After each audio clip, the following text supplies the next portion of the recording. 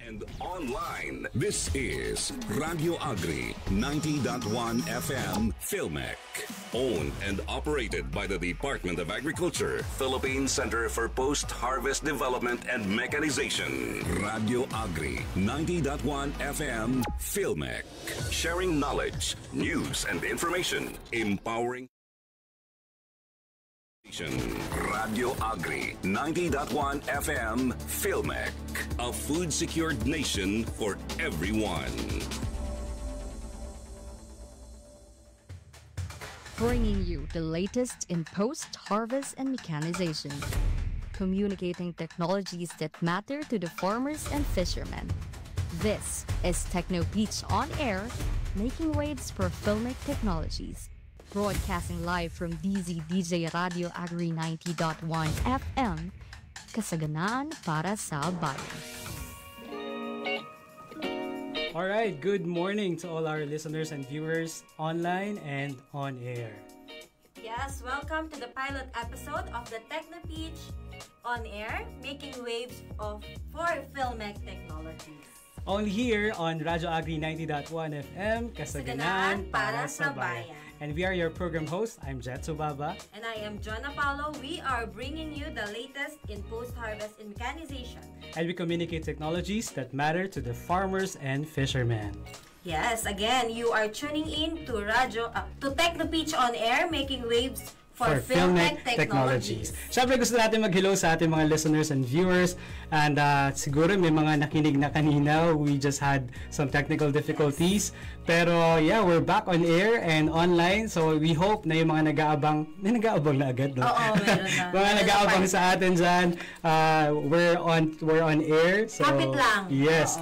Gusto natin batiin ang ating mga kapwa-employees dito sa Filmec. Siyempre, unahin natin, partner, ang ating Director 4, Dr. Junicio G. Alvinia. Andyan din sa ating Director 3, Director Joel Vidator. And ating mga Mancom and Execom. Yes. Yan, at ating mga utility. Yes, guards on duties. And siyempre, drivers na nakabiyahe ngayon. Ingat-ingat po. Yes, at sa mga iba't ibang mga barangay na sakop ng ating, siyempre sa radyo, nakikinig sa radyo, nakikinig sa sasakyan, sa opisina. Thank you for listening to Radio Agri 90.1 FM. Yan. So, meron pa ba tayo? Pilot episode natin, partner. Yes, gusto ko walang batiin si Ma'am Cherry. Birthday niya today. Ay, hello, Ma'am. Chief ng Enterprise Development Division. Hello, Happy birthday. Okay, now begin muna natin ng konting background, partner, ang ating mga listeners tungkol sa ating agency, ang Filmec. Alright, syempre let's start with our agency's vision, partner, which is to become the premier center for post-harvest and mechanization development for a gender-responsive, globally competitive, and food-secure Philippines with empowered and prosperous farmers and fisher folk. And of course, to realize yung vision na yan, we are committed to the agriculture and fishery sectors by increasing resource use efficiency and productivity, reducing losses, and adding value to the produce through partnership-based R&D, extension, commercialization, and of course, deployment of appropriate post-harvest and mechanization technologies. Yes, syempre, above all, we are mandated to generate, extend, and commercialize appropriate and problem-oriented agriculture and fishery post-harvest and mechanization technologies, practices, and systems. Okay, kaya naman meron tayong ganitong klaseng program. Yes, so gusto natin magkaroon ng avenue to share to the world, to the country, to the world. Kasi online din tayo. Ano ba? Sino ba? Yeah, sino tayo? Ano yung contribution natin, especially in achieving food security. Alright, so at this point, meron tayong mapapanood na video. Today, let us glimpse of today's featured technology. Here is the Make It Happen video of Filmec.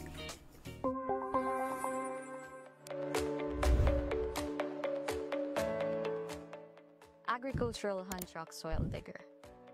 Picture this. You're on a farm, the sun is blazing, and you need to dig a hole. But not just any hole. You need precision and efficiency to plant crops like banana, coffee, or cacao seedlings. But how do you get that perfect hole without breaking your back? Well, that's where Filmec Soil Digger comes in. Let's see how Filmec make it happen. Meet the agricultural hand truck soil digger. an innovative machine designed to revolutionize the way we prepare land for planting. Say goodbye to labor-intensive hand digging.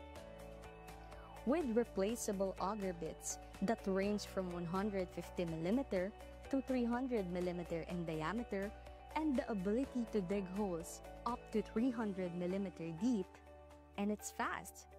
Each hole takes only about 45 seconds to dig. That means you can create 45 holes per hour. But it's not just about speed.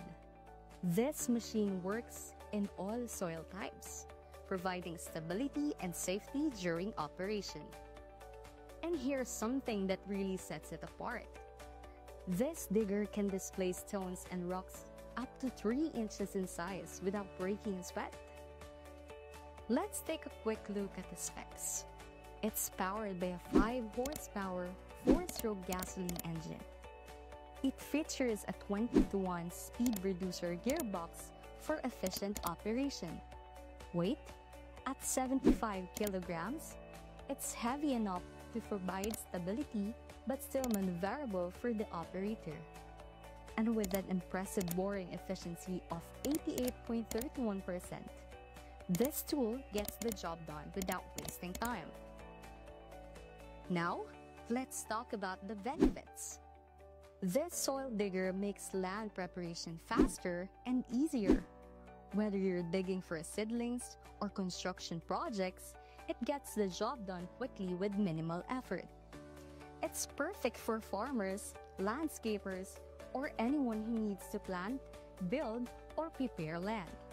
The agricultural hand truck soil digger is transforming the way we prepare land for planting. This tool gives you the power to do more in less time and with less effort. Because when it comes to planting seeds for tomorrow, it's not just about hard work. It's about working smarter. This is how we make it happen.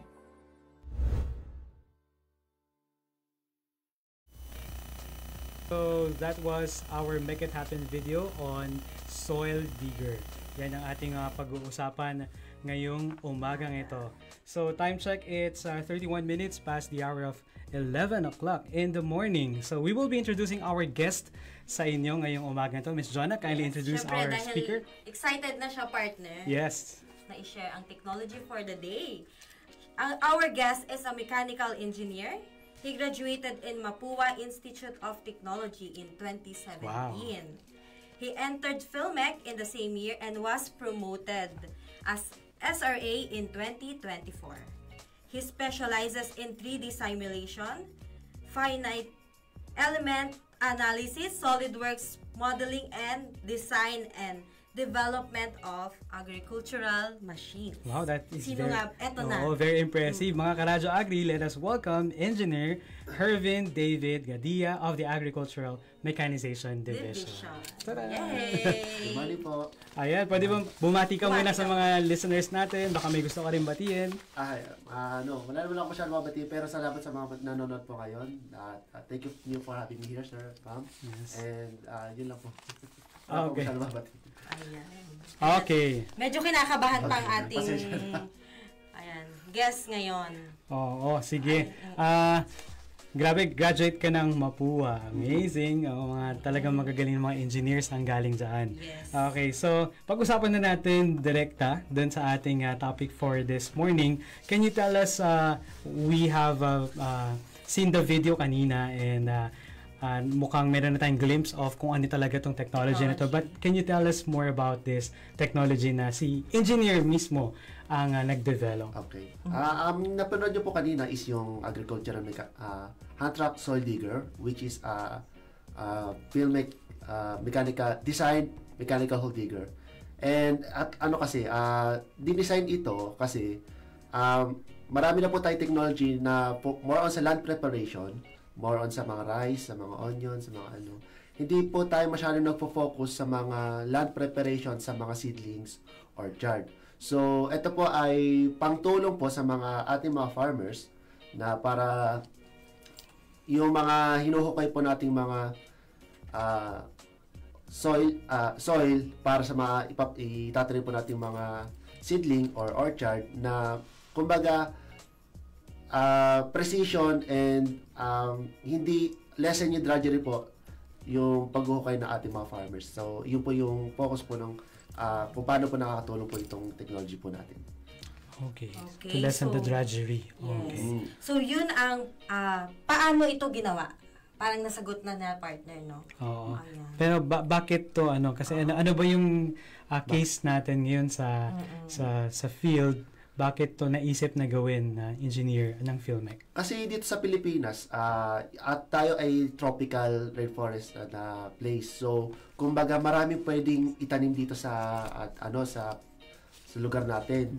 So, kumbaga ayon sa PICARD no 2003, sa study po nila, maraming pwedeng areas dito sa Pilipinas na kumbaga yung expansion ng ating mga plantation.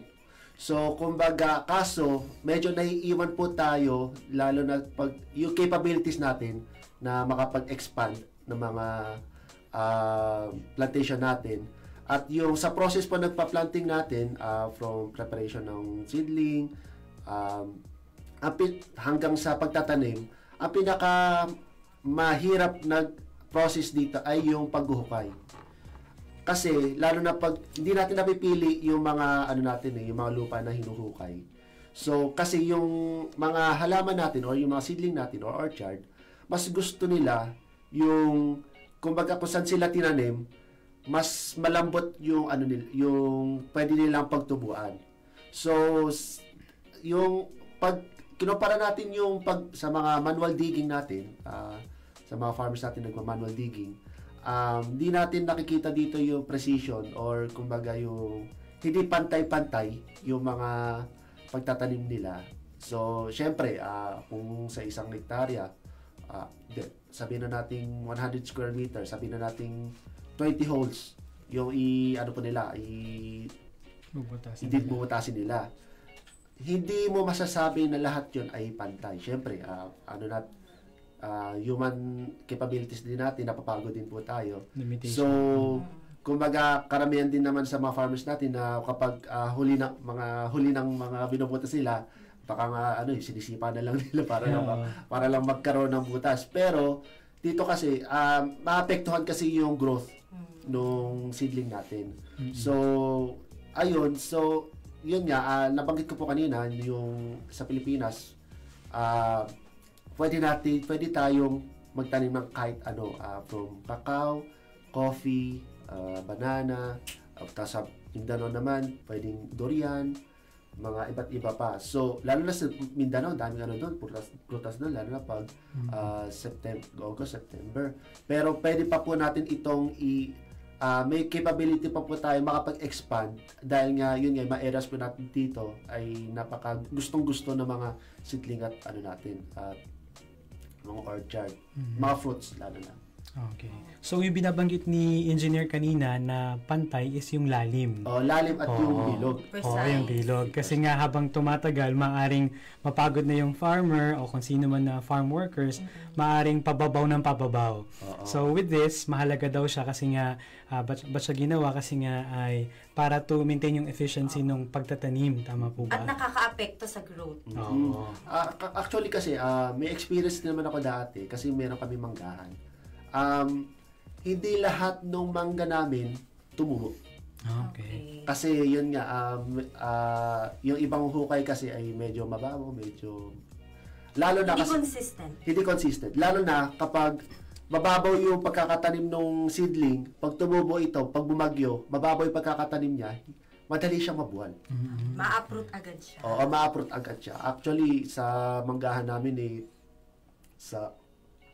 ang dami nang dumaan na bagyo, ang dami nang bumagsak na So, yun din, marami factors actually, kaya mahalaga itong soil digger.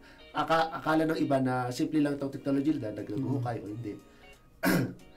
Pero ang dami factors na makakatulong ito, lalo na sa nakapokus po tayo sa seedling, sa growth po ng ating seedling na orchard. Okay. Sige, Ang tuloy ganda, natin. partner, dahil personal experience din ng ating guest. Ayan. Dumako naman tayo sa medyo technical na part ng ating technology. So, engineer, paano ito nag-work? So, actually, simple lang ito. Meron siyang power source, which is yung gasoline engine. 5 horsepower po ito. Then, transfer po niya yung operation nito sa isang gearbox. Itong gearbox na ito, pinapabagal niya yung pag-ikot ng gasoline engine natin para pag naman nag-transfer yung ano po nila nito, itong energy na ito sa pang-ikot ng auger natin, yun yung paghuhukay. Kumbaga, hindi lang basta yung bilis yung kailangan natin dito sa ano na to, sa technology na ito. Kumbaga, dapat din yung power. So, mapapansin nyo, mabilis yung gasoline pero yung pag-ikot ng auger mababa. Pero yung power nun mas malakas. Yung torque, kumbaga yung torque. So, aside doon, kasi yung hindi natin mapipili yung lupa na hukay natin. Kailangan hindi lang basta lupa yung hukay natin. Pati yung mga bato. Dapat actually sa isa sa mga standard ng PAIS agricultural standard is dapat ma-displace no hole digger yung mga bato.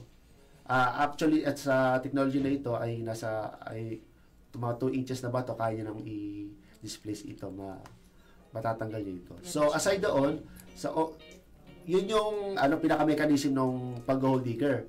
Pero meron kaming kaya ito hand truck soil digger. Kumbaga yung design ng hand truck, madali siyang ilipat from one place to another.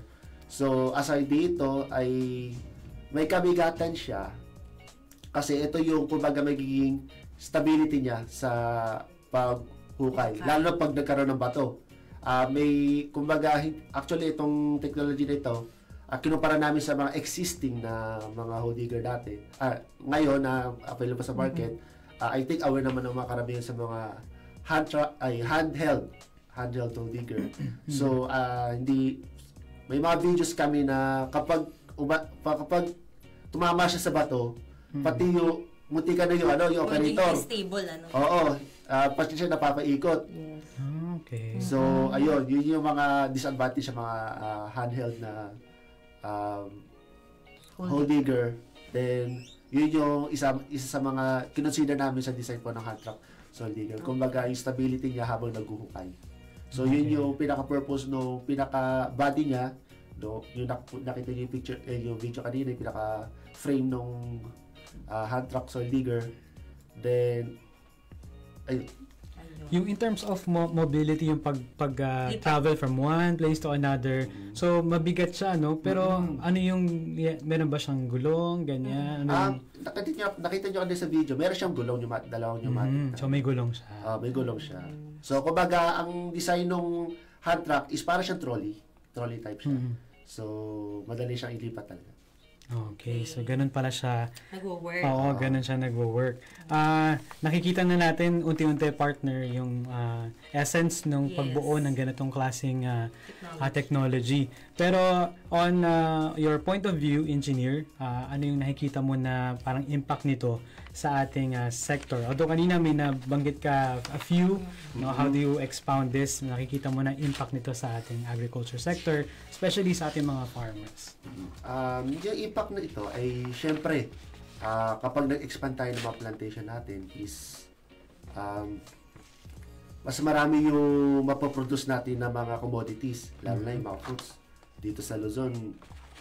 I think kung mapapansin nyo, kung makukumpara nyo yung sa Luzon tsaka sa Mindanao talagang grabe yung mga prutas, mas marami prutas doon eh. Yes. Kumbaga dito pwede rin tayong makapag-produce ng sarili natin yung mga prutas, then yung expansion ng mga plantation, then hindi lang ito ma-provide yung mga local mga consumers, pwede rin tayo makapag-export ng mga commodity natin. Syempre yun nabanggit ka kanina, yung sa naapektuhan yung growth ng seedling or yung orchard, mas maganda yung quality rin ng mga kumbaga gustong mag-produce ng mga puno natin ng mga high quality na prutas, gano'n. Parang ang ini-envision na nila partner ay pang-export na. Napakaganda. Siyempre ang focus muna natin is yung local. Kumbaga dapat Siyempre, lahat naman gusto natin makakain ng mga prutas. Diba? Supplyan mo na. Yes. Supply mo na natin Totally. sarili natin. Diba?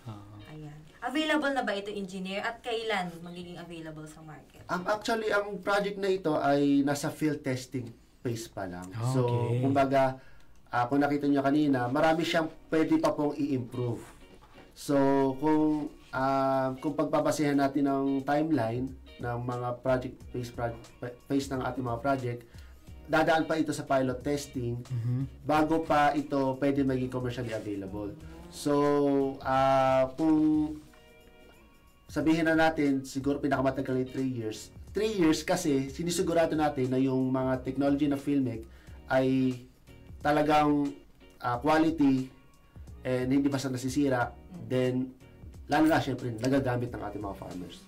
At epektibo. At epektibo yun. Yes. Okay. Series of testings pa ito. Oo. So, pero nakikita na natin ngayon pa lang na may potential. Meron tayong pwedeng abangan. Ilang years from now? Sabihin na natin, pinakamatagal na 3 years. Pinakamatagal na yung 3 years. Okay. Hopefully. Yeah, hopefully. Hopefully. Oo. Sige, ano bang mensahe mo sa mga nakikinig, especially yung mga, siguro itong mga nagtatanim ng mga puno, ganyan na maaaring na mapakinggan nila ito ngayon or later sa ating live stream. So, any message to our farmers? So ayun, ina-encourage syempre kung lumabas naman tong technology na to, makakatulong sa atin na maengganyo mga farmers na makapag sa mga bakuran nila makapagtanim ng mga prutas nila o pang sarili ng kain or sa syempre pang negosyo na rin. Syempre ang mga farmers dapat business minded yan eh. So kumbaga dapat pag may nakita silang mga pwedeng taniman, pwede itong pagkakitaan, gano'n. Walang So, sasayanging lupa. Walang sasayanging lupa. So, sa mga technology po natin, i-take advantage natin yung mga lumalabas sa technology ngayon ng DA, ng Filmic, then, ayun. Okay, so let's maximize kung yun ang sinasabi ni engineer. At yeah, sa mga nakikinig sa atin, this is another innovation from Filmic. Actually, partner, nasubukan ko din sa lupa namin na maghukay para sa mga nara or mahogany, mga ganyan, no? So, parang mahirap talagang hukayin, no? Gamit yung manual, no? Oo, so medyo mahirap talaga siya. And I think this could encourage even the younger generation, the new generation na parang, so this is how we do farming today. So you don't need na magdig ka na napakahirap. Siyempre tayo yung mga youth natin today, tayo medyo young pa naman tayo. Pero yung mas young pa sa atin, gusto na mga madalian. yes, something automatic, something convenient. So I think you guys can watch out for this technology in few years time. So makita na natin na I think maganda rin to sa mga may-ari ng mga malalaki at maliliit. O ikaw, yung hacienda mo, pwede mo ang gamitin ito. You can just, di ba, dig mga holes for trees, ganyan, para mas marami pa tayo. Especially at this time that we're in a climate change, di ba? Sabi nga nila, hindi aircon ang solution. You have to plant trees. So yun talaga that's the long-term solution. And I think this one is pro-environment, no? That good job. Hindi lang nagpapalamig na lugar, pwede ka pang kumita, pwede mo Yes. tama. Win-win to. Win-win. So, ang dami, no? Parang pwede mag-venture, mag-agro-enterprise, pwede din na environmental, socially responsible ka, environmentally, socially responsible by planting trees. So in 3 years, partner, makikita natin tong technology na ito. Yes. I'm sure marami nang excited dyan. Please bear with us kasi ganun talaga ang process ng research and development. We have to ensure that this machine is really effective on the ground. So, kaya may mga testing, tama ba? Series of testing talaga. Series of testing to ensure yung niya. Para hindi mapahiya naman tayo, no? Sa ground, no? Makita talaga natin yung full benefit and even we can explore. We will work with, I think that's part of the testing, no? We will work with mga cooperators. Yun yung actually next phase. Ngayon kasi field testing. Yung next phase is pilot testing. Pilot test. Kumbaga, pinapagamit natin yung technology sa mga cooperators natin. Sa mga soon-to-be adapters. Maganda yun na ililawin natin sa kanila kasi if you are going to listen to our program, madalas po namin maririnig yan dito, mga field testing and then pilot testing. Meron pa tayong marinig ng mga laboratory testing, okay, sa mga biological na Ganyan, mga... masusing. Pinagdadaanan ng mga bawat technologies natin. Yes, oo. Kasi nga gusto natin na maging angkop talaga because that is our mission dito sa Filme. And yeah, our mandate din. No, appropriate and solution-driven na mga technologies sa ating mga farmers and fisherfolk.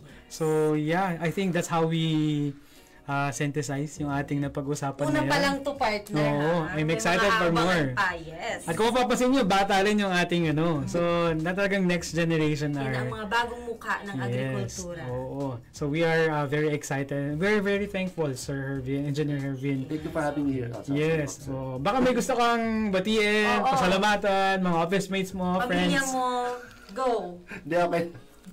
Nahihiya pa siya talaga. Nahihiya pa ako. Oo. Pero baka sa mga susunod, may invite pa natin siya sa iba't iba pang technology. Baka next time, pwede ba? Oo, marami pa siyang marami pa siyang mga technology na i-develop, no. Sige, meron ka bang mga anything na Ayan, ano pa ba ang nakuha mga mo announcement for today? Para sa akin, partner, napakagandang talaga, no? Una pa lang, first episode pa lang talaga naman, parang life-changing na ito para sa ating mga farmers. Life-changing. Sa ating mga farmers. Yeah. Na-ease yung drudgery of planting, kanyan. So yeah, I think that's how we transform the future of Philippine agriculture. Yeah, so I think I'm so happy na we had our pilot episode and we hope to see you guys sa mga future pa namin na mga episode. Tune in to Radyo Agri 90.1. Every Tuesdays. Yes, Tuesdays. That's 11 to 12 noon. So kasama niyo kami bagong mananghalian. And if you're a young person, a student, and meron kang farmer na parents, so please let them know that they can tune in via Facebook. Natin. Yes, either over the radio or tune in sa ating live stream para malaman natin yung mga ginagawa ng Filmic. At marami pa ito, partner. Yes, so yeah, thank you very much. Once again, I'm Jet Subaba. And I am Jonna Paulo. Kayo pa rin ay nakikinig Dito sa ating programang Technopeach on Air, making waves for Filmic Technologies. So see you again very soon next week for another episode. Yes, bye for now.